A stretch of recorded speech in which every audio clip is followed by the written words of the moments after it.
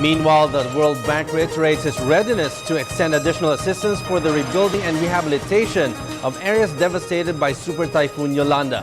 Again, here's Freddy Abando with the details. The World Bank is among the country's development partners committed to the government's reconstruction program for Yolanda devastated areas in the Balitaan region.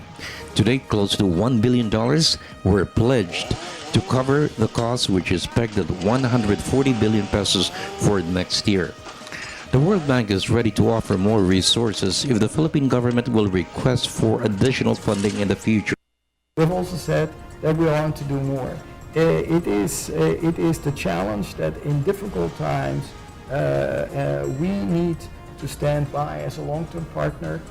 We should not be limited by amount of billion. If there is more money needed, we will be there. We will develop a new strategy in which clearly this reconstruction issue will be very prominent. And I'm sure that we are going to commit more resources to these areas so that indeed we can provide effective support. RAY, Recovery Assistance of Yolanda, is due to be implemented early next year. Secretary Panfilo Lacson, the rehabilitation czar, faces a daunting challenge to complete RAY by 2017 or even earlier, as committed by the President. Budget Secretary Florencio Abad stressed government is fully committed to restore what was lost in terms of infrastructure, livelihood, and business. Abad stressed the support of the private sector is a plus for RAY.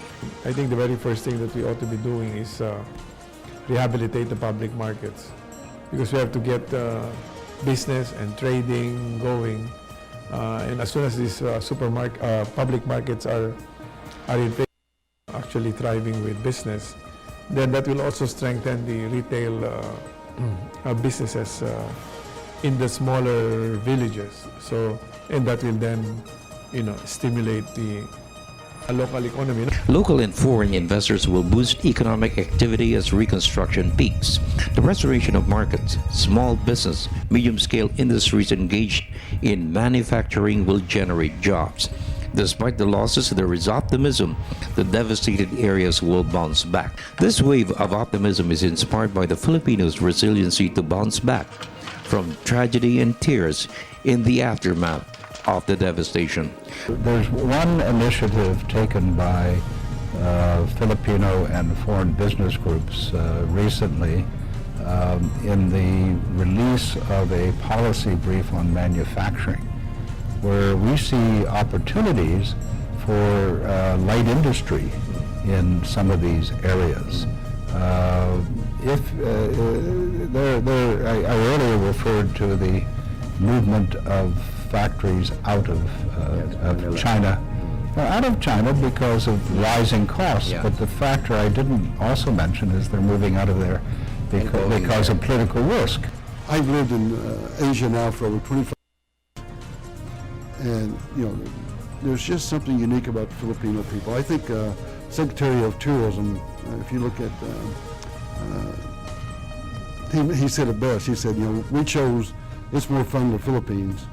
It wasn't by accident. It's because the Filipino people are fun. It's true. I never realized that till the Secretary mentioned it. The reason that that's such a good phrase is because the Filipino people, they're resilient, but they're fun.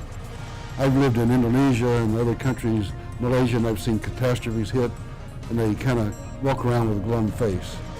And the Filipino people somehow want to make it smile on their face and say, we will recover. For the People's Television Network, this is Freddy Abando reporting.